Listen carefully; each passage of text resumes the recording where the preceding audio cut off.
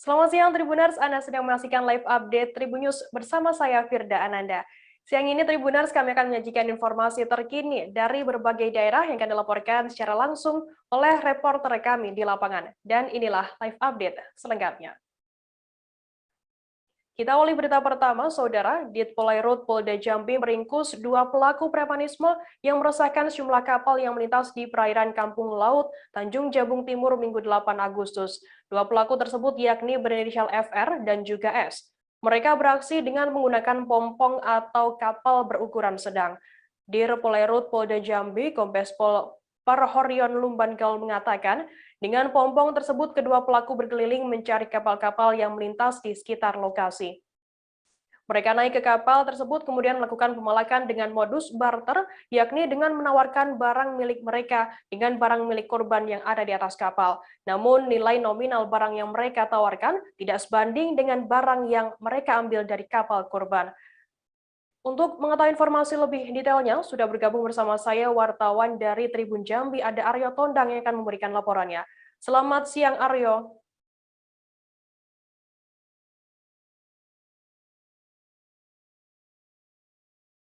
Halo, selamat siang, Aryo.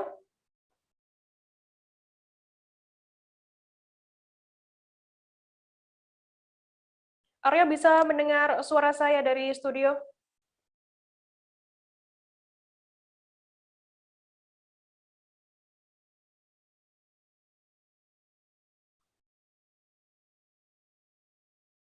Halo, Aryo. Halo ya, selamat siang Mbak Firda. Oke, Aryo Ya bisa baik, selamat siang Mbak Firda. jelaskan bagaimana kronologi penangkapan 2 preman kapal ini?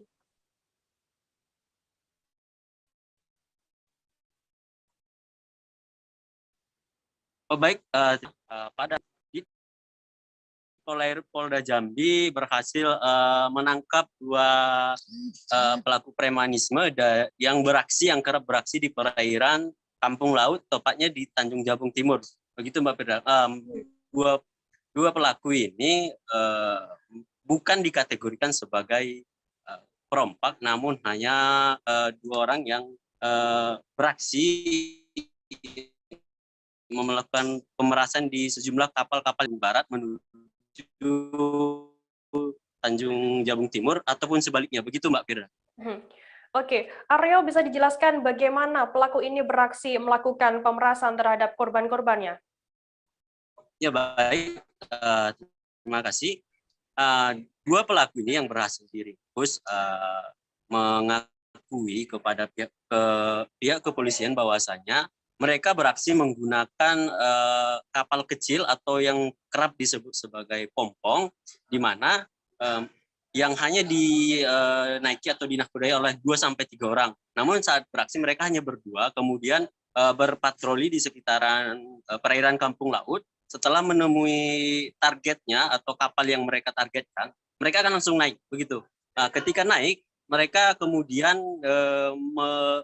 modus dari pelaku ini yang menarik adalah mereka tidak langsung melakukan perampasan, di mana hanya menawarkan barang atau barter, namun nilai dari barang yang mereka tukarkan dengan yang mereka ambil dari kapal korban tersebut tidak sebanding, begitu. Kemudian saat mereka beraksi ini apakah juga menggunakan senjata tajam? Baik, terima kasih.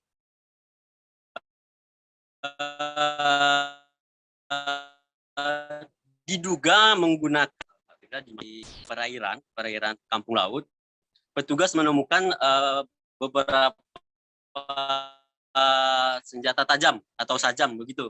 Namun saat diamankan, saat dikonfirmasi kepada pihak kepolisian, mereka atau alat barang senjata tajam tersebut diamankan bukan ketika dipakai, melainkan disimpan di dalam sebuah tempat yang berada di pompong, begitu kan Firda? Setelah pemeriksaan, apakah mereka memang terbukti saat diinterogasi oleh pihak kepolisian, apakah mereka memang terbukti menggunakan senjata tajam saat melakukan aksinya, Aryo?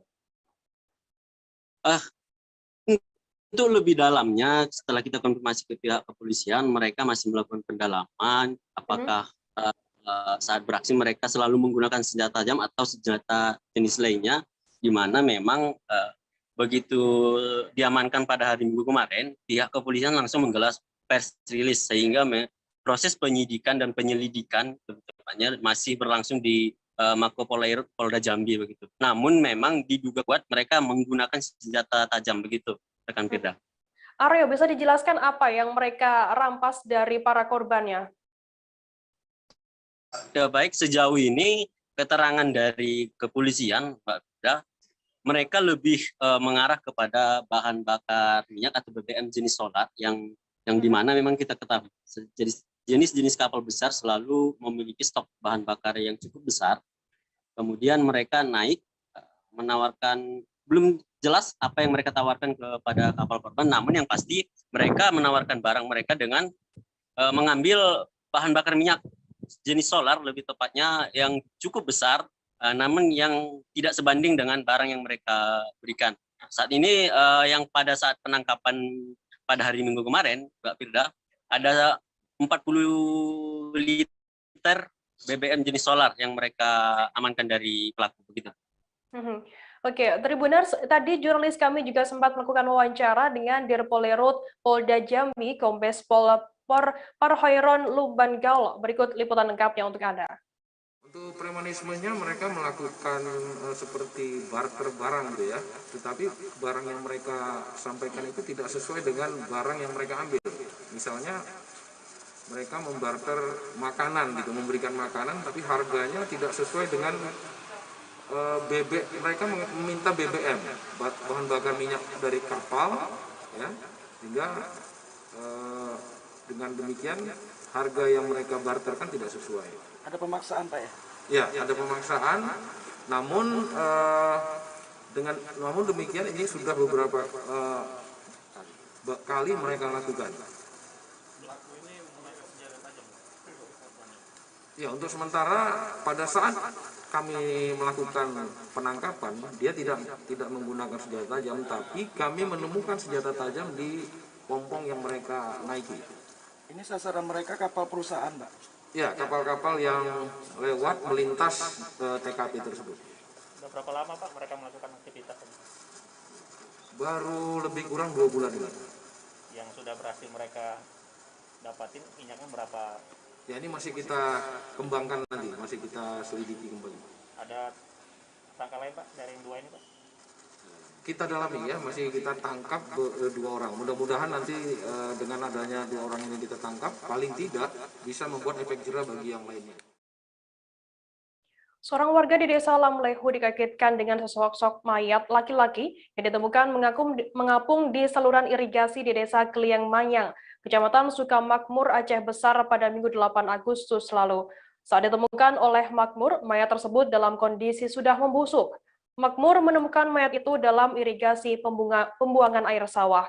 Ia mulanya hendak pergi menembak burung, namun kaget saat melihat adanya sesosok mayat laki-laki. Kasus ini kini ditangani oleh pihak Polres Aceh Besar. Untuk mengetahui informasi lebih detailnya, sudah bergabung bersama saya wartawan dari Serambi Indonesia, ada Asnawi Lu yang akan memberikan laporannya. Selamat siang, Asnawi. Halo, selamat siang, Asnawi. Ya. Asnawi, bisa memberikan update terkini kasus ini dan apakah saat ini sudah ada identitas dari korbannya ini? Ya, baik, beda ya. Hingga saat ini kasus temuan sosok mayat di saluran irigasi di persawahan masyarakat di Kampung Kliang Manyang, Kecamatan Sukamakmur, Kabupaten Aceh Besar, belum ada satupun pihak keluarga yang melaporkan ke aparat kepolisian tentang adanya keluarga mereka yang hilang, Firda. Nah, hingga saat ini jasad mayat tanpa identitas berjenis kelamin laki-laki itu hingga saat ini masih berada di ruang jenazah Rumah Sakit Umum Zainal Abidin Banda Aceh untuk menunggu perkembangan lebih lanjut. Apakah saat ditemukan, mungkin bisa dijelaskan sedikit tentang kronologi penemuan mayatnya sendiri, seperti apa? Ya, pada saat itu Pak Makmur ini hendak menembak burung, ya biasa kebiasaan masyarakat di Aceh berburu di hutan. Nah, Dia kaget ketika melihat di rawa-rawa yang saluran irigasi untuk mengalir sawah masyarakat ada sesosok yang mengapung begitu dalam kondisi telungkup, sehingga dia melaporkan kejadian ini melaporkan kepada perangkat desa.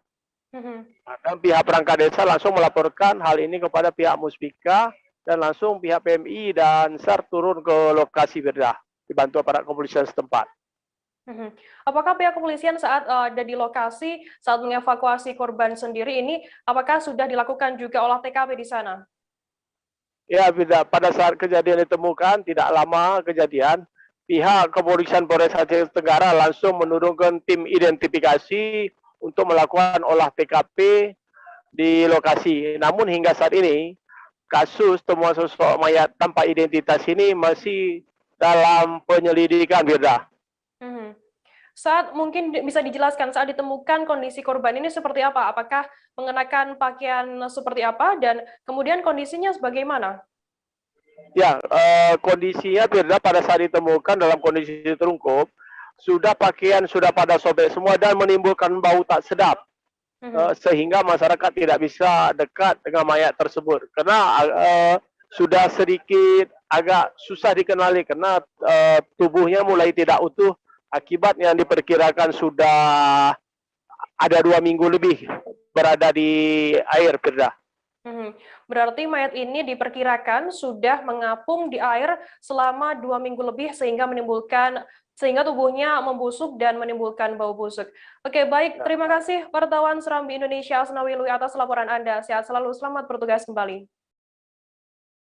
Kita beralih ke informasi selanjutnya, Saudara. Seorang asisten rumah tangga di Bandar Lampung bernama Warini, 41 tahun, warga Gedung Air, Tanjung Karang Barat ini terlibat tindak pidana pencurian. Pencurian yang dilakukan Warini tak lain di rumah majikan tempatnya bekerja. Kanit Resmob Satreskrim Polresta Bandar Lampung Ibda Novaldo Supeno mengatakan, tersangka diamankan sejak Minggu 8 Agustus malam. Pelaku mencuri uang hingga perangkat elektronik milik majikannya untuk dijual kembali. Untuk mengetahui informasi lebih lengkapnya, sudah bergabung bersama saya wartawan Tribun Lampung. Ada Joviter Husin yang akan memberikan laporannya. Selamat siang, Joviter. Siang, Firda. Joviter, bisa dijelaskan bagaimana kronologi penangkapan ART yang menjadi tersangka pencurian barang majikannya ini? Baik, Firda, bisa saya sampaikan tersangka 362 dengan modus penjadi ART berhasil diungkap Satreskrim Polresta Bandar Lampung dalam press release Senin kemarin. Tersangka diketahui bernama Warini, diketahui sudah melakukan pencurian dengan modus yang sama di 10 TKP. 10 TKP itu bisa kami sampaikan, itu merupakan tempat majikan di mana dia bekerja. Baik, Firda. Berarti 10 lokasi ini adalah semuanya tempat Warini bekerja, seperti itu? Iya. Seperti disampaikan Kanit Resmob Satreskrim Polresta Bandar Lampung, modus yang dilakukan Warini merupakan menjadi seorang ART atau asisten rumah tangga, di mana dia melakukan pencurian seperti uang dan perangkat elektronik untuk selanjutnya dijual ke pasar di dekat dia tinggal. Baik, Firda. Saat penangkapan, apa yang ditemukan oleh pihak kepolisian? Barang apa saja yang diambil oleh Warini sendiri? Ya, barang bukti yang berhasil diamankan berupa potongan kaos dan celana jeans, itu diduga kuat merupakan hasil curian yang dijual kemudian dibelikan tersangka berupa baju dan celana tersebut. Kemudian setelah adanya penangkapan Warini ini, bagaimana langkah dari pihak kepolisian selanjutnya? Ya, para kepolisian mempersangkakan tersangka dengan pasal 362 dengan ancaman maksimal 5 tahun penjara, Firda. Baik, Firda. Baik, Tribuners, tadi jurnalis kami juga sempat melakukan wawancara dengan tersangka Warini ini dan kemudian Kanit Resmob Satreskrim Polresta Bandar Lampung Ibda Novaldo Supeno. Berikut liputan lengkapnya untuk Anda.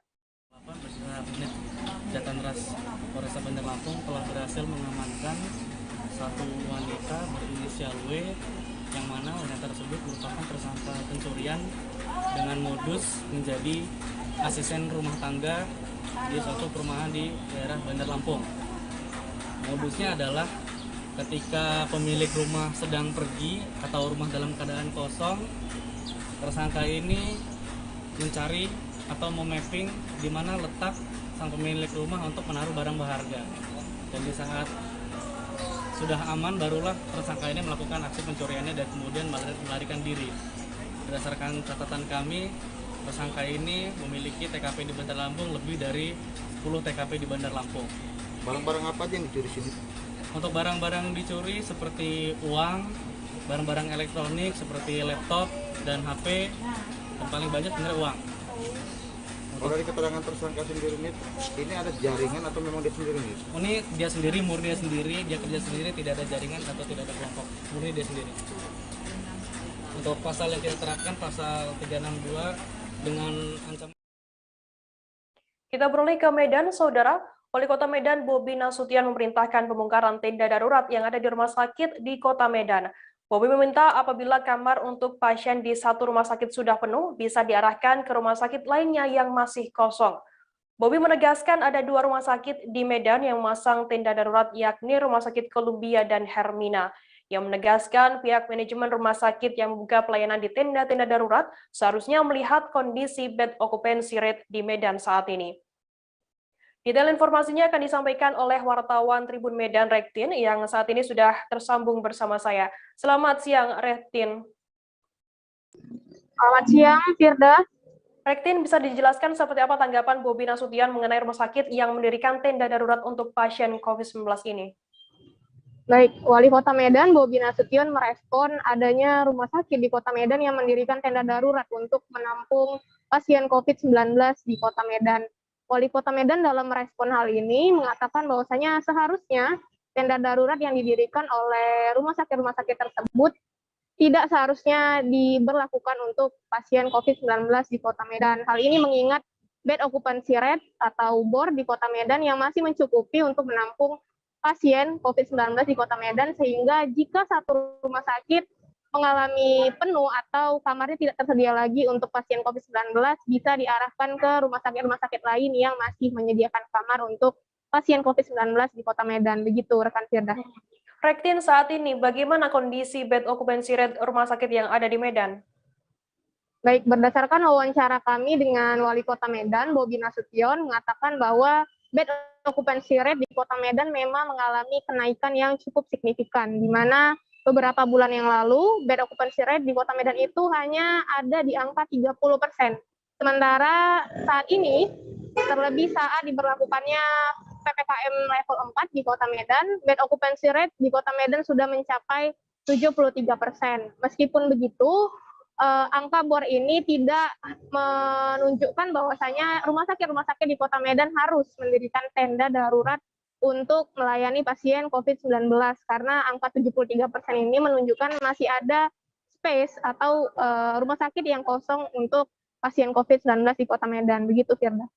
Rektin, ada 2 rumah sakit yang di Kota Medan yang mendirikan tenda darurat, yakni Rumah Sakit Hermina dan kemudian ada Rumah Sakit Columbia. Berdasarkan pantauan Anda di lokasi, seperti apa kondisi terkini di Rumah Sakit Hermina yang sempat mendirikan tenda darurat ini? Baik.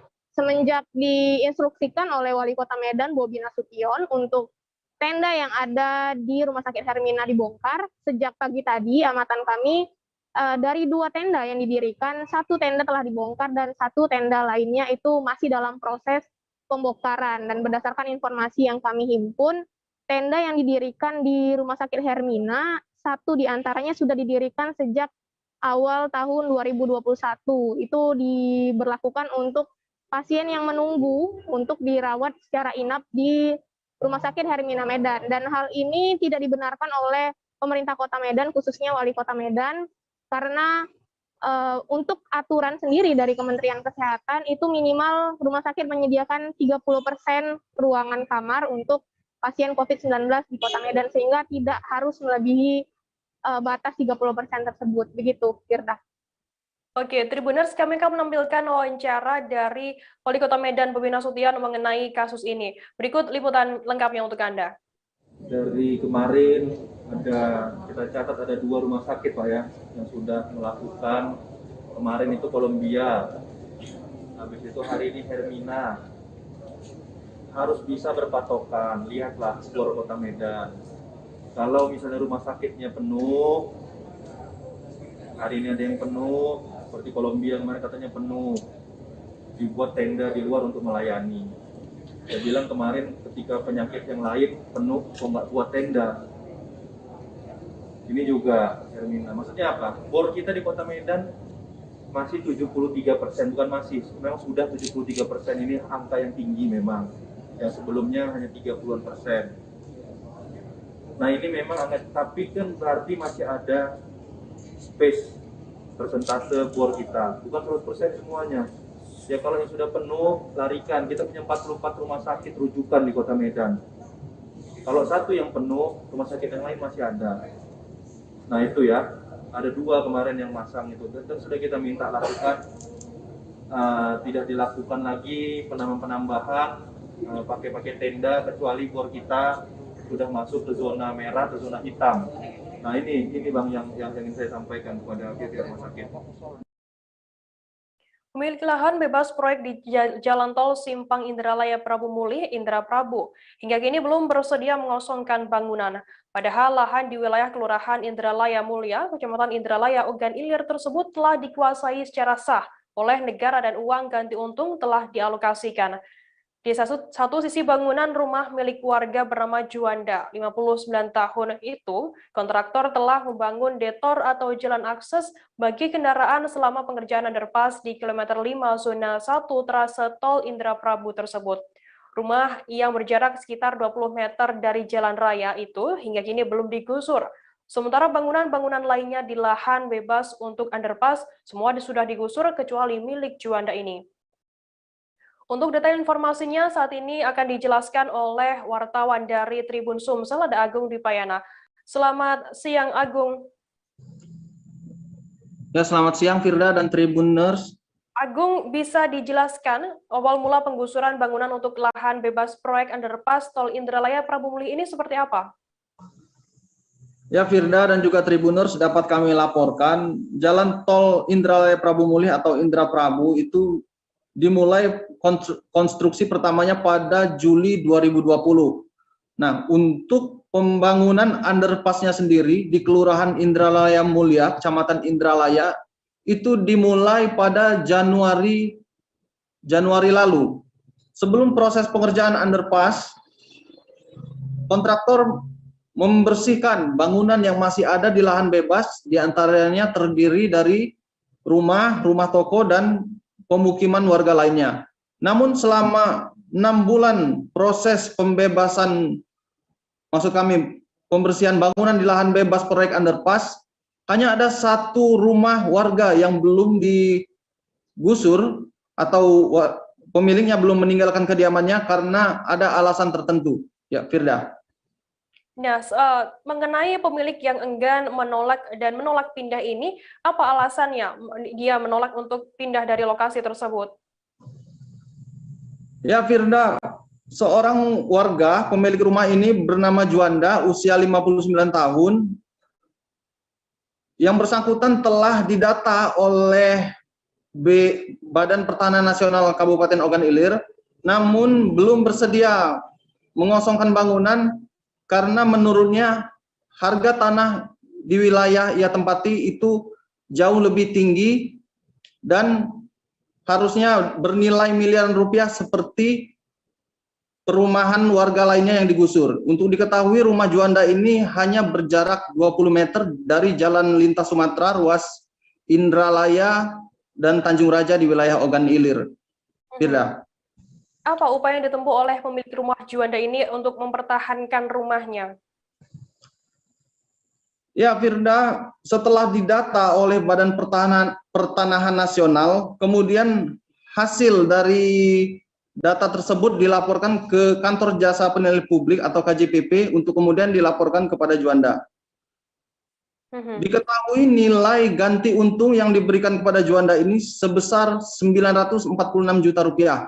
Namun yang bersangkutan meminta sebesar 2,8 miliar, sehingga begitu diputuskan nilai ganti untung tersebut, yang bersangkutan awalnya melapor ke Pengadilan Negeri Kayu Agung.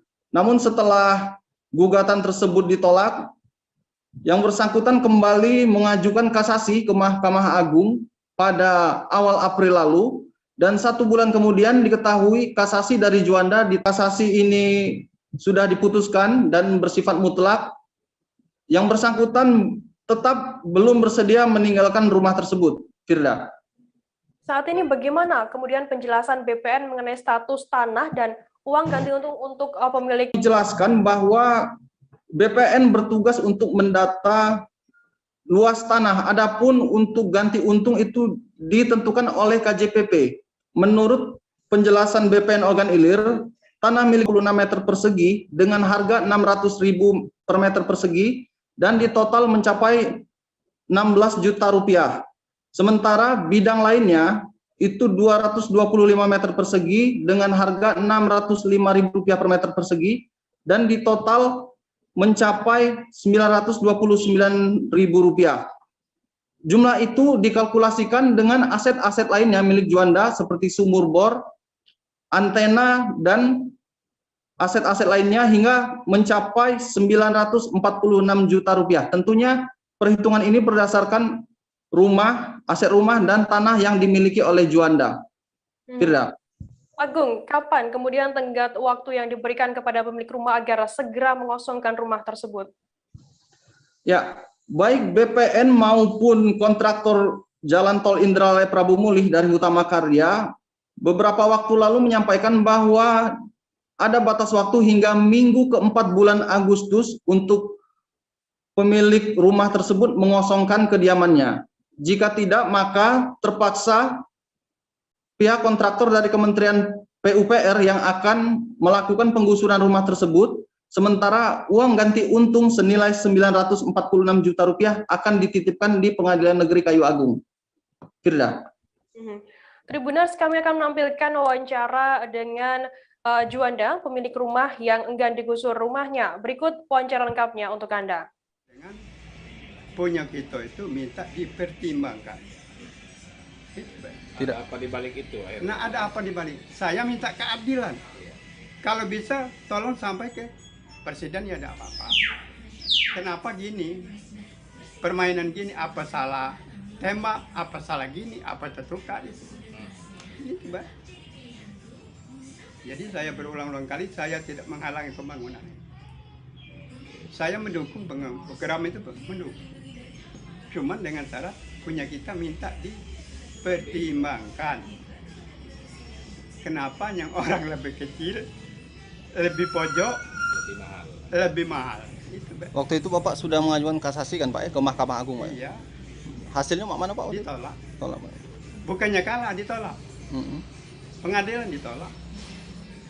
Tidak ada nilai kalah itu, tidak ada. Dekat di dasarnya itu. Nah ditolak itu tidak ada perbandingan itu. Nah sudah ada. Dekat itu panjang lebar lagi itu. Lepang dengan duren kalau bahasa gitu. Cuman masih kujalani. Sebabnya orang di sini BPN ini kalau kamu tidak senang ke pengadilan, tidak senang pengadilan, semua tidak itu rakyat kecil. Ajak koordinasi itu. Tribuners, kita akan jeda sejenak, kami akan menyajikan informasi menarik untuk Anda seusai ini. Tetap di Live Update. Oke, apa kabar Bang Arifki di sini untuk strateginya? Kalau saya sendiri di MIP 37 ini yang semalam baru mulai, apa yang dirasakan Kak Fernita? Sebenarnya aku nggak ngerasa itu penangkapan atau penggerbegan atau apapun itu, karena gini loh, posisinya aku kriteria. Jadi kita mengenal disebut dengan stroke yang tidak berdarah dengan stroke yang berdarah. Stroke yang tidak berdarah itu biasanya ditandai dengan adanya penyumbatan. Kalau itu penyumbatan di sini mungkin pikirnya tidak ke situ kali ya, tapi kalau di Korea atau di Kamboja itu ada beberapa paper yang saya itu Mas, ya, dulunya tukang koran. Oh gitu ya. Tukang koran. Ya, saya baca itu Pak. Tuh kan pernah baca kan? Ya. Jadi kalau saya jadi pangdam itu udah bersyukur banget. Si anak ini dijadikan sebagai tersangka begitu. Ya, kalau ini kita bicara yang di luar kasus Situbondo ya. Dengan nama hujan shower, di mana terdapat batas jelas antara daerah hujan dan tidak hujan yang biasanya terjadi pada fase awal mature stage atau tahap berbahaya itu Kang. Jadi mulai artinya terjadinya perlembekan. Nah itu untuk penetrasi akan sulit begitu ya. Dok, saya ini menurut saya memang tidak mudah, bukan urusan tanah diambil, Kalau misalnya Amerika Serikat sekarang, Rasulullah mengatakan dalam sebuah hadis bahwa berpuasa di 6 hari Syawal itu. Oke, apa kabar Bang Arifki di sini untuk strateginya? Kalau saya sendiri di Jumip 37 ini yang semalam baru mulai, Apa yang saya dirasakan udah Kautsar hitam? Sebenarnya aku nggak ngerasa itu penangkapan atau penggerebegan atau apapun itu. Karena gini, posisinya aku Kriteria. lumayan. Jadi kita mengenal disebut dengan stroke yang tidak berdarah dengan stroke yang berdarah. Stroke yang tidak berdarah itu biasanya ditandai dengan adanya penyumbatan. Kalau itu terjadi di sini mungkin pikirnya tidak ke situ kali ya, tapi kalau di Korea atau di Kamboja itu ada beberapa paper yang Saya itu mas, dulunya tukang koran. Oh gitu ya. Tukang koran. Ya, saya baca itu Pak. Tuh kan, pernah baca kan? Ya. Jadi kalau saya jadi Pangdam, itu udah bersyukur banget. Si anak ini dijadikan sebagai tersangka begitu. Ya, kalau ini kita bicara yang di luar kasus Sebongombo ya. Dikenal dengan nama hujan shower, di mana terdapat batas jelas antara daerah hujan dan tidak hujan yang biasanya terjadi pada fase awal mature stage atau tahap Berbahaya dewasa. itu Kang. Jadi mulai artinya terjadinya perlembekan. Nah itu untuk penetrasi akan sulit. Gitu ya. Dok, saya ini menurut saya memang tidak mudah, bukan urusan tanah diambil. Kalau misalnya Amerika Serikat sekarang, Rasulullah mengatakan dalam sebuah hadis bahwa berpuasa di 6 hari Syawal itu. Oke, apa kabar Bang Arifki di sini untuk strateginya? Kalau saya sendiri di Jumip 37 ini yang semalam baru mulai, Apa yang saya dirasakan udah Kautsar hitam? Sebenarnya aku nggak ngerasa itu penangkapan atau penggerebegan atau apapun itu. Karena gini, posisinya aku Kriteria. lumayan. Jadi kita mengenal disebut dengan stroke yang tidak berdarah dengan stroke yang berdarah. Stroke yang tidak berdarah itu biasanya ditandai dengan adanya penyumbatan. kalau itu terjadi di sini mungkin pikirnya tidak ke situ kali ya, tapi kalau di Korea atau di Kamboja itu ada beberapa paper yang Saya itu mas, dulunya tukang koran. Oh gitu ya. Tukang koran. Ya, saya baca itu Pak. Tuh kan, pernah baca kan? Ya. Jadi kalau saya jadi Pangdam, itu udah bersyukur banget. Si anak ini dijadikan sebagai tersangka begitu. Ya, kalau ini kita bicara yang di luar kasus Sebongombo ya. Dikenal dengan nama hujan shower, di mana terdapat batas jelas antara daerah hujan dan tidak hujan yang biasanya terjadi pada fase awal mature stage atau tahap Berbahaya dewasa. itu Kang. Jadi mulai artinya terjadinya perlembekan. Nah itu untuk penetrasi akan sulit. Gitu ya. Dok, saya ini menurut saya memang tidak mudah, bukan urusan tanah diambil. Kalau misalnya Amerika Serikat sekarang, Rasulullah mengatakan dalam sebuah hadis bahwa berpuasa di 6 hari Syawal itu. Oke. Terima kasih Anda masih bersama kami di Live Update. Kita beralih ke informasi selanjutnya, Saudara. Kota Pontianak, Kalimantan Barat mengalami penurunan level pada kebijakan pemberlakuan pembatasan kegiatan masyarakat PPKM level. Pontianak kini dinyatakan keluar dari PPKM level 4 dan saat ini berada pada kategori PPKM level 3 Selasa 10 Agustus. Sebagaimana hal tersebut tertuang dalam instruksi Mendagri nomor 32 tahun 2021 yang ditujukan kepada gubernur dan wali kota. Terkait peraturan teknis yang diberlakukan, Wali Kota Pontianak Edi Rusdi Kamtono menyampaikan bahwa pihaknya menjalankan perintah dari atasan yang biasanya diberikan kesempatan sesuai dengan kearifan kondisi Kota Pontianak. Untuk mengetahui informasi lebih detailnya, sudah bergabung bersama saya wartawan Tribun Pontianak, ada Muhammad Rokib yang akan memberikan laporannya. Selamat siang, Rokib. Ya, siang Firda. Rokib, bisa dijelaskan bagaimana informasi lengkap mengenai Kota Pontianak yang saat ini sudah keluar dari PPKM level 4? Iya, Firda, berdasarkan informasi yang terbaru bahwa saat ini pada Selasa 10 Agustus 2021 bahwa Kota Pontianak, Provinsi Kalimantan Barat itu telah dinyatakan keluar dari PPKM level 4, di mana untuk PPKM level 4 sebelumnya itu diperpanjang dari tanggal 3 Agustus sampai 9 Agustus 2021. Nah, saat ini Kota Pontianak ditetapkan sebagai PPKM atau kategori PPKM level 3. Sebagaimana hal tersebut sudah tertuang dalam instruksi Mendagri yang ditujukan kepada Gubernur dan Wali Kota Pontianak bahwa Kota Pontianak Kalimantan Barat itu sudah keluar dari PPKM level 4 seperti itu, Firda. Dengan penurunan level ini berarti ada penurunan juga angka penularan COVID-19 di sana. Kemudian apa sebenarnya upaya yang dilakukan oleh pemerintah kota untuk menekan angka COVID-19 di sana hingga bisa keluar dari PPKM level 4 ini? Iya, Firda,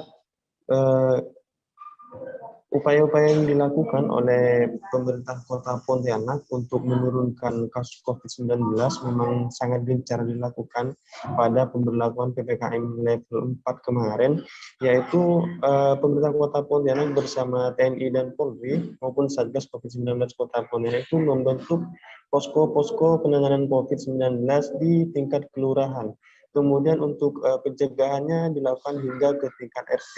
Nah, hingga saat ini kasus COVID-19 di Kota Pontianak terus terjadi penurunan, di mana untuk update terakhir pada 8 Agustus 2021 kemarin bahwa penularan COVID-19 per hari itu di bawah 100 orang atau di angka 45 orang saja.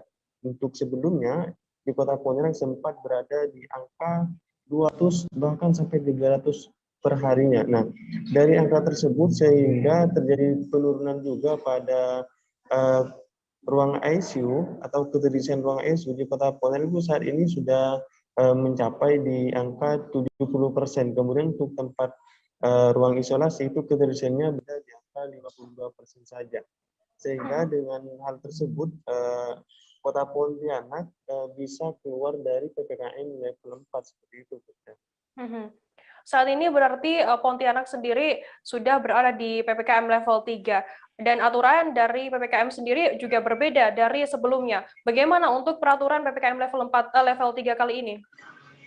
Ya, memang pada PPKM level 4 kemarin itu untuk mal dilakukan penutupan, kemudian untuk tempat makan ke 25%, namun pada PPKM level 3 ini ada beberapa pelonggaran kembali, yakni berdasarkan instruksi Mendagri juga bahwa untuk kafe itu bisa buka 50% dari kapasitas yang ada. Kemudian untuk mall itu bisa dibuka kembali dengan kapasitas 50% dari kapasitas yang ada. Jadi pengunjung memang dibatasi dengan protokol kesehatan COVID-19 secara ketat. Kemudian untuk tempat usaha seperti rumah makan maupun kafe lainnya itu juga dibuka. Kemudian peraturan yang lain seperti resepsi pernikahan itu juga diperbolehkan dengan kapasitas 25% seperti itu, Firda. Terus kami akan menampilkan wawancara dari Wali Kota Pontianak Edi Rusdikamtono mengenai penurunan PPKM level 3 di Pontianak sendiri. Berikut wawancara lengkapnya untuk Anda. PPKM level 4 tanggal yang perpanjangan sampai tanggal 9 Agustus kan sudah berjalan nih. Nah, terus kita mengikuti perkembangan informasi dari Presiden. Kemarin Bapak Presiden menyampaikan di televisi yang level 4 dan zona merah itu diperpanjang. Terus ada 4 provinsi yang menjadi catatan ya pada saat. Kabar tidak masuk. Nah, terus perkembangan COVID di Kota Pontianak sampai hari ini ya tanggal 8 Agustus untuk bor ruang ICU memang masih di atas. Ada 37 ruang ICU dari 11 rumah sakit ya. Tapi 11 rumah sakit itu ada yang tidak ada ruang ICU untuk COVID ya. Ruang ICU lainnya mungkin ada, itu contoh rumah sakit lapangan jelas nggak punya kan, kayak di Sunawa, terus di Upelkes, terus di Mitra Medika nggak ada. Tapi bor untuk ruang isolasi. Vaksinasi dosis ketiga bagi tenaga kesehatan Sekepulauan Riau yang digelar di Rumah Sakit Hajah Bunda Halimah Batam. Pada kesempatan ini turut hadir pula Gubernur kepada Direktur Res Hajah. Vaksin dosis ketiga pun dibagikan kepada 76 tenaga kesehatan di rumah sakit tersebut di hari yang sama. Untuk mengetahui informasi lebih lengkapnya, sudah bergabung bersama saya wartawan dari Tribun Batam, ada Argianto Nugroho. Halo Argianto, selamat siang. Siang, Firda. Argianto, bisa dijelaskan berapa jumlah total tenaga kesehatan di Provinsi Kepulauan Riau yang divaksin dosis ketiga ini? Oke, terima kasih Firda. Pemerintah Provinsi Kepulauan Riau pada hari Senin yang lalu mulai memberikan vaksinasi dosis ketiga bagi diri mulai disebar mulai tanggal 6 hingga 7 ke sejumlah kabupaten maupun kota yang ada di Provinsi Kepulauan Riau. Di Kabupaten Bintan sendiri mendapatkan sebanyak 46 vial yang ditujukan untuk 644 tenaga kesehatan yang ada di Kabupaten Bintan. Di Tanjung Pinang sendiri, untuk Tanjung Pinang, pemerintah Tanjung Pinang mendapatkan 80 vial yang ditujukan bagi 1.120 tenaga kesehatan. Untuk Kota Batam sendiri, yang terbanyak tenaga kesehatan mendapatkan 410 vial yang ditujukan bagi 5.740 tenaga kesehatan yang ada di Kota Batam. Sedangkan untuk Kabupaten Lingga mendapatkan 61 vial yang ditujukan bagi 854 tenaga kesehatan yang ada di Kabupaten Lingga. Sedangkan untuk kabupaten terluar di Provinsi Kepulauan Riau, yaitu di Kabupaten Natuna dan Anambas, mendapatkan sebanyak 117 vial bagi sekitar 2.000 tenaga kesehatan yang ada di yang bekerja di pulau terluar di Provinsi Kepri. Begitu, Firda. Argianto, bisa dijelaskan apa latar belakang dan tujuan diberikannya vaksin dosis ketiga ke nakes yang ada di Kepulauan Riau ini? Oke, Gubernur Kepulauan Riau sendiri Ansar Ahmad dalam sambutannya menerangkan bahwa resiko tenaga kesehatan yang tinggi menghadapi gelombang kedua COVID-19 di Kepulauan Riau sendiri membuat pemerintah Provinsi Kepulauan Riau memberikan dosis ketiga bagi tenaga kesehatan untuk memberikan rasa aman serta untuk mengurangi resiko yang rawan kepada tenaga kesehatan agar tidak terpapar COVID. Begitu, Sudah. Baik, terima kasih wartawan Tribun Batam Argianto Nugroho atas laporan Anda. Selamat bertugas kembali. Oke. Kita beralih ke informasi selanjutnya, Saudara. Yayasan Cat Sterilization Kota Padang memberikan makan kucing jalanan yang terlantar di saat pemberlakuan batasan kegiatan masyarakat diberlakukan. Ketua Yayasan Cat Sterilization Ria Hartina mengatakan, saat PPKM diberlakukan, banyak rumah makan yang operasinya dibatasi. Sebagian malah tutup dan instansi seperti kampus juga memberlakukan lockdown. Menurutnya, PPKM ini membuat banyak kucing tak bisa mendapatkan makanan setiap harinya, hingga membuat banyak kucing kelaparan. Menurutnya, beberapa pecinta kucing yang tergabung pada yayasan ini memberikan makanan kucing dengan dana pribadi dan beberapa pihak juga ikut memberikan donasi untuk membeli makanan kucing.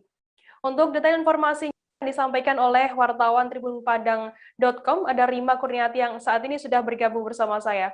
Selamat siang, Rima. Siang, rekan Firda. Rima, bisa dijelaskan apa latar belakang yayasan ini memberikan makan kucing jalanan? Baik, makasih Firda.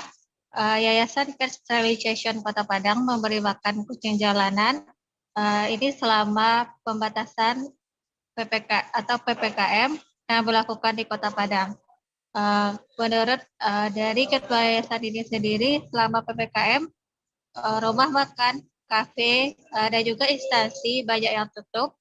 Akibatnya kucing yang biasanya menerima makanan pada lokasi tersebut tidak bisa mendapat makanan. Dan juga beberapa kampus di Padang juga menerapkan lockdown, artinya tidak ada aktivitas kampus sama sekali. Hal ini berdampak pada kucing-kucing yang di sana akan kelaparan karena tidak adanya orang yang biasanya beraktivitas dan juga memberi makanan kepada kucing tersebut. Mengingat hal tersebut, yayasan ini yang juga sudah sering melakukan memberi makan kucing ke lapangan, mulai menggiatkan aksi ini. Rima, berapa banyak kucing yang sudah diberi makan oleh yayasan ini dan kapan saja jadwal pemberian makan ini? Baik Firda, menurut Ketua Yayasan ini, Ritria Hartina, hampir setiap hari itu ada 100 sampai 150 kucing yang diberi makan setiap harinya. Untuk jadwalnya ini tergantung jadwal yang kosong dari anggota yayasan dan juga relawan yayasan. Ada pagi dan juga sore hari. Gitu Firda. Untuk sumber dananya pemberian makan ini dari mana saja sumber dananya? Baik Firda, untuk sumber dananya di sini yayasan membuka donasi sendiri, yang mana warga yang ingin menyumbang bisa membuka media sosial Yayasan Cat Sterilization. Di sana ada nomor rekening yang bisa ditransfer uangnya. Selain itu beberapa pecinta kucing maksud saya juga menggunakan dana pribadi untuk memberi makan kucing-kucing tersebut.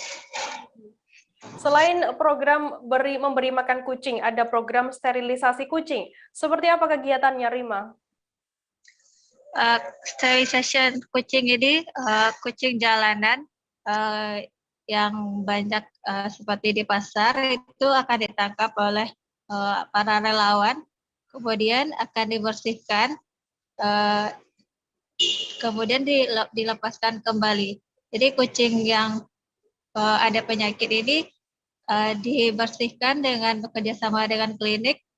Nanti klinik ini akan membantu biayanya 50%. Jadi untuk sterilisasi kucing ini biayanya 600.000, sedangkan klinik akan membantu 300.000, dan 300 lagi ini dari donasi yang disumbangkan oleh masyarakat. Oke, baik. Terima kasih wartawan tribunpadang.com Rima Kurniati atas laporan Anda. Selamat bertugas kembali. Kita beralih ke informasi selanjutnya, Saudara. Sidang Paripurna Istimewa peringatan Hari Ulang Tahun HUT ke-14 Kabupaten Tanah Tidung KTT digelar di Pendopo Japarudin Selasa 10 Agustus hari ini. Di usia KTT ke-14 ini, pemerintah Tanah Tidung mengusung tema landasan transformasi, restrukturisasi, rekonstruksi, reformasi, dan restorasi. Acara yang dikemas sederhana ini dihadiri langsung oleh Gubernur dan Wakil Gubernur Kalimantan Utara Zainal Arifin Paliwang dan Yansen Tipa Padan. Zainal Paliwang dan Yansen bersama Bupati dan Wakil Bupati Tanah Tidung Ibrahim Ali Hendrik hadir di Pendopo Jabarudin sekira pukul 10:20 waktu Indonesia Tengah. Kehadiran Zainal Paliwang dan Yansen TP pun disambut tari tradisional Tanah Tidung Indung-Indung oleh putra-putri daerah Tanah Tidung. Untuk detail informasinya saat ini akan disampaikan oleh wartawan dari Tribun Keltara Risnawati yang saat ini sudah bergabung bersama saya. Selamat siang Rizna. Selamat siang Firda. Rizna, bisa dijelaskan bagaimana suasana HUT ke-14 KTT ini? Iya Firda, terima kasih. Perlu saya sampaikan untuk HUT KTT ke-14 tahun ini dirayakan dengan sederhana Firda. Kemudian juga pada perayaan tadi pagi cukup hikmat, dihadiri oleh seperti yang disampaikan Firda tadi, ada Gubernur Kalimantan Utara dan Wakil Gubernur Kalimantan Utara beserta Danrem 092 Maharaja Lila Firda, seperti itu. Oke, kemudian antusiasme menyambut HUT KTT di tengah PPKM level 3 ini seperti apa antusiasmenya? Untuk antusiasme masyarakat KTT untuk menyambut HUT KTT ke-14 ini Firda cukup antusias, namun hanya saja tidak ada agenda-agenda seperti tahun-tahun sebelumnya yang dirayakan, mengingat pandemi COVID-19 di KTT sendiri semakin meningkat seperti itu Firda. Kemudian juga dalam perayaan HUT KTT tadi pagi hanya dirayakan memotong tumpeng Firda, tidak ada agenda khusus lainnya yang dirayakan, hanya perayaan syukuran HUT KTT ke-14 Firda, seperti itu.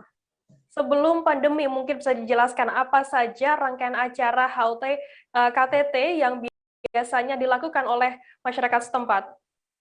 Ya Firda, untuk masyarakat setempat merayakan HUT KTT ini selain syukuran seperti yang dirayakan hari ini, juga ada ritual khusus seperti adat istiadat Tanah Tidung, kemudian juga perlombaan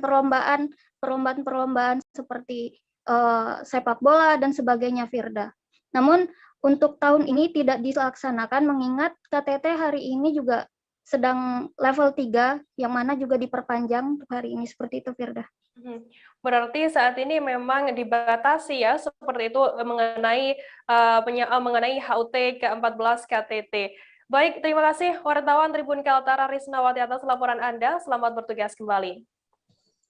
Tribuners, setelah pariwara berikut ini kami akan menyajikan informasi mengenai penghargaan HUT ke-64 Provinsi Riau dan informasi menarik lainnya. Tetap di Live Update. Oke, apa kabar Bang Aris di sini untuk strateginya? Kalau saya sendiri di Jumip 37 ini yang semalam baru mulai, saya udah sebenarnya aku nggak ngerasa itu penangkapan atau penggerebegan atau apapun itu, karena gitu posisinya aku kriteria. Jadi kita mengenal disebut dengan stroke yang tidak berdarah dengan stroke yang berdarah. Stroke yang tidak berdarah itu biasanya ditandai dengan adanya penyumbatan. Kalau itu terjadi di sini mungkin pikirnya tidak ke situ kali ya, tapi kalau di Korea atau di Kamboja itu ada beberapa paper yang saya itu mas ya dulunya tukang koran. Oh gitu ya, tukang koran ya, saya baca itu Pak. Tuh kan pernah baca kan ya.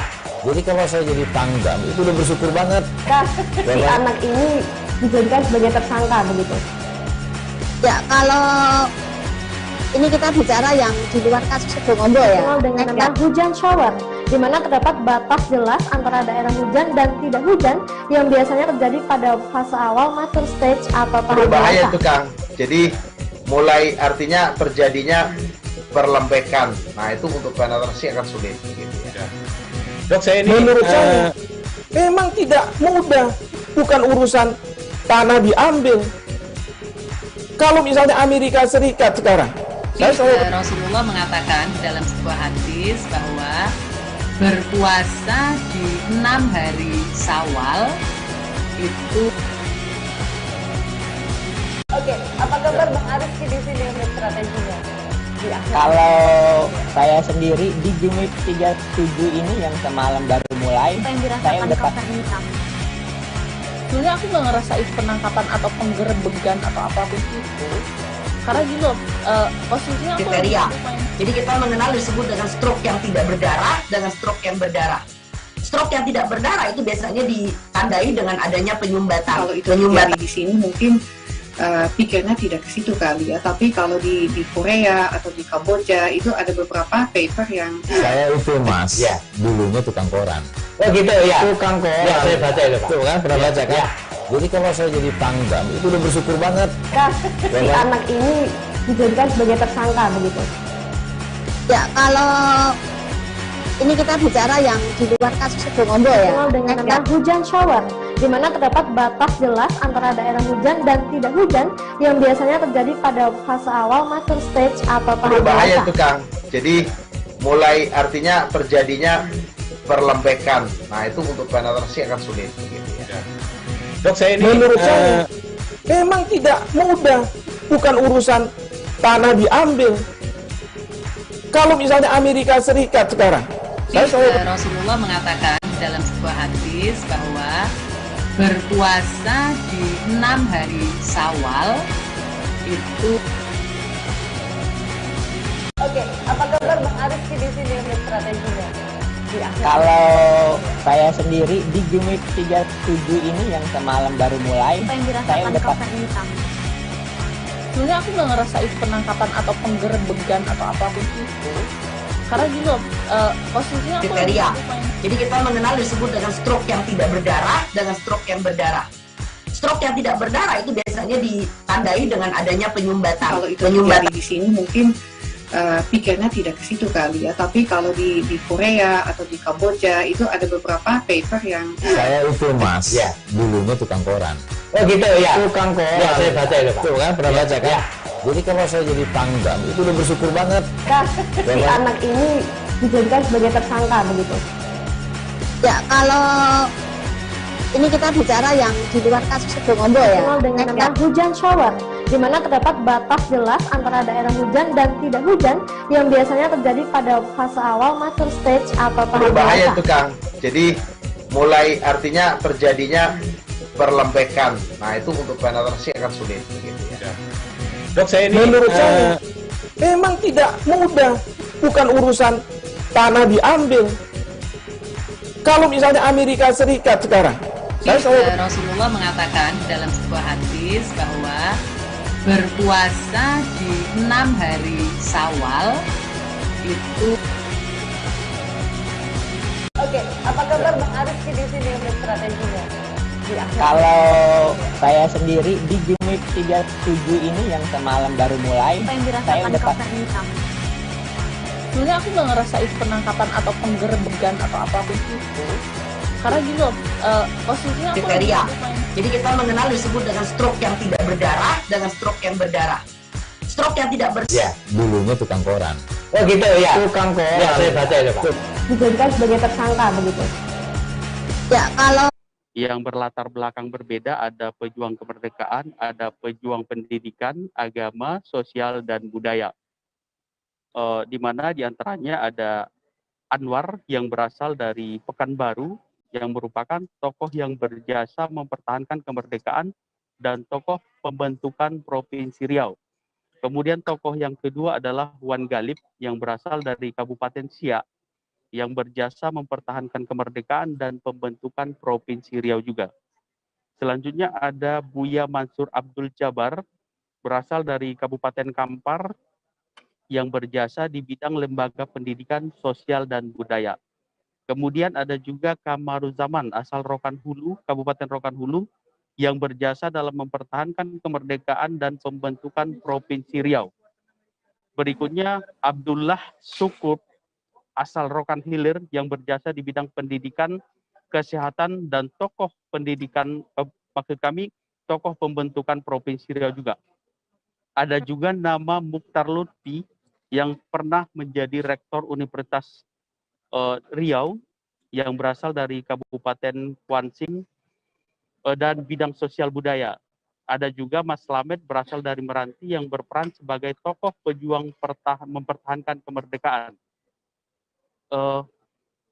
Berikutnya ada juga Tengku Saitan. Ada juga nama Sutian atas laporan Anda. Sehat selalu, selamat bertugas kembali. Kita beralih ke informasi selanjutnya, Saudara. Situs perjalanan TripAdvisor telah mengumumkan 20 restoran terindah di dunia tahun 2021 sebagai bagian dari pemberian penghargaan. Lebih banyak kepada seafood tentunya, tetapi untuk minuman yang menjadi favorit sendiri itu strawberry bedugul. Seperti itu. Oke, untuk jam bukanya, mulai buka dari jam berapa hingga jam berapa agar pengunjung bisa mengunjungi Coral restoran ini? Kalau untuk jam buka, dibuka terbatas karena masih dalam masa PPKM level 4 di Bali sendiri, sehingga dibuka hanya mulai dari pukul 5 sore hingga 9 malam. Dan bagi pengunjung yang ingin menikmati ke sini, wajib reservasi terlebih dahulu. Oke. Kemudian untuk tanggapan dari pihak manajemen sendiri dengan dinobatkannya Coral Restoran sebagai restoran terindah versi TripAdvisor 2021 ini seperti apa informasinya? Dari tanggapan dari manajemen hotel sendiri sangat berbangga tentunya telah dinobatkan menjadi restoran terindah nomor 1 di dunia versi TripAdvisor. Karena dengan diraihnya ini mereka mengaku menjadi salah satu visi yang utama tercapai, seperti itu. Baik, Tribuners, tadi jurnalis kami juga sempat melakukan wawancara dengan Director of Marketing The Apurva Kempinski Bali, Danti Yuliandari. Berikut liputan lengkapnya untuk Anda. Jadi memang akuarium adalah konsep pertama dan juga yang membedakan kita dengan kompetitor, di mana itulah mengapa kami menjadikan restoran ini, visinya adalah untuk menjadikan restoran Coral sebagai Bali's first aquarium restaurant. Sedangkan yang ditawarkan di sini adalah overall experience, jadi tidak hanya dari sisi akuariumnya saja, tetapi dari sisi makanannya sendiri tentu saja, yang mana makanannya adalah 5-star class dengan menggunakan teknik Michelin Star Restaurant by Chef Andrea Aston. dan juga dari sisi beverage ataupun dari sisi minumannya pun juga ada berbagai macam ragam. Jadi tidak hanya dari sisi akuarium saja yang ditonjolkan di sini, walaupun itu menjadi plus point, tapi overall experience-nya. Iya, menu yang ditawarkan apa aja sih, Mbak? Menu yang kami tawarkan itu ada dari 850.000 sampai dengan 1.500.000 plus per persen. Dan signature makanannya itu ada. Kita beralih ke Jawa Tengah, Saudara. Pemerintah Kabupaten Batang melakukan agenda rutin penjamasan pusaka tombak Abirawa yang dilakukan di pendopo pemerintah Kabupaten Batang, Jawa Tengah pada Senin 9 Agustus malam kemarin. Pemkab Batang tetap melaksanakan agenda penjamasan di tengah pandemi, namun dengan protokol kesehatan dan jumlah peserta yang terbatas. Bupati Batang, Wi Haji, mengatakan penjamasan tombak Abirawa dan pusaka ini untuk melanjutkan tradisi setiap satu suro. Prosesi penjamasan sedikit berbeda dari sebelumnya yang mana biasanya sebelum dilakukan penjamasan tombak Abirawa, beserta pusaka lainnya dikirap mengelilingi pendopo Kabupaten Batang. Kali ini tidak dilakukan. Untuk detail informasinya saat ini akan disampaikan oleh wartawan kami dari Tribun Jateng, ada Dina Indriani yang akan memberikan laporannya. Selamat siang, Dina.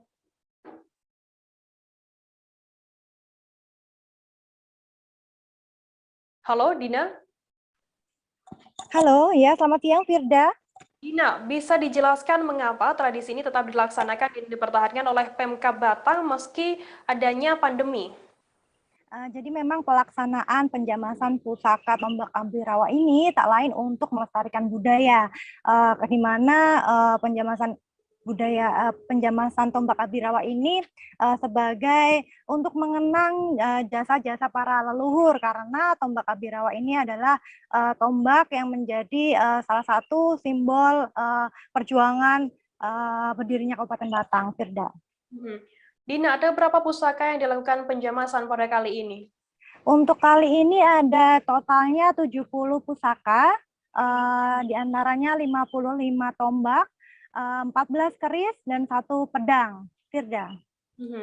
Mungkin bisa diceritakan sedikit proses tradisi penjamasan yang dilakukan pada saat pandemi kali ini? Jadi karena memang situasi saat ini sedang pandemi, pemerintah Kabupaten Batang menggelar penjamasan ini secara sederhana, begitu, tentu dengan protokol kesehatan yang sangat ketat, di mana sebelumnya ada beberapa ritual, kali ini ditiadakan, hanya pembukaan saja, pembacaan doa, kemudian diintimate, langsung penjamasan, seperti itu. Kemudian tidak ada warga yang datang, hanya ada beberapa Forkopimda saja, panitia, dan juga ahli waris. Nah, untuk masyarakat sendiri, pemerintah Kabupaten Batang yang ingin melihat sudah diperkenankan melalui secara virtual, begitu, Firda. Apabila sebelum pandemi, bagaimana tradisi penjamasan yang sebenarnya? Memang sangat berbeda sekali euforianya, Firda, karena ini menjadi pusaka simbol berdirinya Kabupaten Batang, di mana masyarakat Kabupaten Batang sangat menantikan. Sebelumnya ada kirap terlebih dahulu oleh para ahli waris, dikirap mengelilingi Kota Batang, kemudian banyak warga yang datang ke pendopo, kemudian setelah mengelilingi dikirap itu, warga datang ke pendopo melakukan doa bersama, dan ada juga makan bersama sekali, ya, Firda. Ada beberapa tradisi yang mungkin tidak dilakukan dari sebelum-sebelumnya. Satu Muharram, pemerintah daerah Kabupaten Batang menjamas pusoko yang itu warisan dari leluhur Yet Noroka yang dulu berdiri Batang pada zamannya. Karena tradisi ini baik, tetap kita laksanakan, tetapi karena ini masih COVID, maka sesuai prokes. Jadi nggak ada penonton, ini semuanya undangan dari Forkopimda saja, sama panitia yang menyiapkan itu. Yang dilanjutkan dengan penampilan wayang atau ringgit yang didalangi oleh Ki Huda, anak kelas 5 SD, dan Ki Roda, karena ini pandemi COVID, jadi prokesnya yang diperketat dan semuanya sesuai dengan prokes. Ya, nggak ada, hanya dijamas saja, karena memang kondisinya masih pandemi COVID, dijamas saja. Warung makan yang ada di Jalan Ampera Raya, Jakarta Selatan bernama Wartegan ini membantu masyarakat yang terdampak pandemi COVID-19. Tempat makan Wartegan ini memberikan ratusan makanan gratis setiap harinya bagi para masyarakat yang membutuhkan bantuan. Titik pembagian makanan gratis ini dapat ditemui di Jalan Cipete Raya, Ampera Raya, dan Fatmawati saat pagi dan siang hari. Untuk detail informasinya akan disampaikan oleh wartawan kami dari tribnews.com, ada Fauzi Nur Alamsyah yang sudah bergabung bersama saya. Selamat siang, Fauzi. Ya, halo, selamat siang rekan Firda. Fauzi, bisa dijelaskan apa tujuan memberikan makanan gratis ini? Ya, baik. Menurut hasil wawancara saya dengan pemilik warung makan yang bernama Warteg tersebut, yaitu WMP Yanuar, ia menyebut jika aksinya itu berawal dari usahanya yang ikut terdampak dari pandemi COVID-19. Akibatnya dari itu bahan-bahan baku seperti makanan yang belum dimasak pada hari itu masih tersedia cukup banyak, dan disitulah aksi memberikan makanan gratis itu dilakukan untuk niatnya selain untuk bersedekah dan juga ikut membantu masyarakat yang terdampak dari pandemi COVID-19. Begitu rekan Firda. Fauzi, sejak kapan sudah pemilik warung Wartegan ini memulai aksinya memberikan makanan gratis ini? Baik. Aksi bagi-bagi makanan gratis ini telah dilakukan bersama tim itu sejak 1 bulan ke belakang akibat adanya atau diberlakukannya PPKM darurat ini di Jakarta. Gitu, Untuk satu bungkus makanan ini, ada apa saja isinya? Baik, menurut Mas Wempi, isi makan tersebut terdiri dari nasi putih, 2 sayuran, serta 1 protein dan ditambah lagi dengan sambal-sambalan, Firda. Dan makanan tersebut juga diharapkan bagi WMP untuk mengisi perut kosong bagi para penerima makanan gratis tersebut. Untuk perharinya ada berapa bungkus yang disediakan oleh pemilik Wartegan ini? Baik, awalnya itu ia menjelaskan jika per hari warung makan tersebut menyediakan puluhan ya tadinya. Namun dengan adanya peminat yang tinggi membuat pemilik toko menaikkan makanan gratis tersebut hingga ratusan, dan tadi menurut pantauan saya di lapangan sudah habis sebanyak 350 nasi bungkus gratis. Siapa saja yang berhak mendapatkan makanan gratis ini dan aksi ini dilakukan pada hari apa dan jam berapa?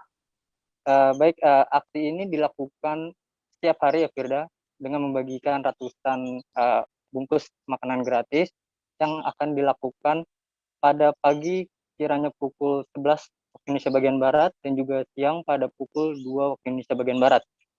Adapun beberapa titik yang akan dilakukan dari aksi sosial bagi-bagi makanan gratis ini yaitu ada di Jalan Raya Ampera, Jalan Raya Cipete, dan juga Jalan Raya Fatmawati. Gitu. Baik, Tribuners, tadi jurnalis kami juga sempat melakukan wawancara dengan pemilik warung makan Wartegan bernama WMP Yanuar. Berikut liputan lengkapnya untuk Anda. Awalnya kita memang jualan reguler biasa, terus kemudian dengan adanya kondisi PPKM ini, otomatis penjualan kita turun. Terus kemudian kita punya bahan baku, stok itu masih banyak, tapi kalau itu dimasak, yang beli juga sedikit. Kalau itu nggak dimasak akan jadi terbuang. Jadi saya bilang sama anak-anak ya udah kita sedekahin aja. Kita berusaha untuk waktu bagiin sekitar 25 bungkus. Itu kayak habis kayak dalam waktu 10-15 menit, terus kemudian kita naikin 50, 100 sampai sekarang kita per hari ini membagikan 350 nasi bungkus. Kita bagiin di Cipete, di 2 kopi Cipete, terus kemudian di Wartegan Ampera dan di Wartegan Fatmawati. Sejak kapan tuh Mas mulai aksi bagi-bagiin makanan gratis itu Mas? Kurang lebih kita udah sekitar 1 bulan sejak PPKM awal, sekitar seminggu setelah PPKM awal itu tanggal 3 Juli, kemudian seminggu kemudian kita melakukan aksi ini gitu. Kalau untuk isi makanan gratis ini Mas, terdiri dari apa aja sih?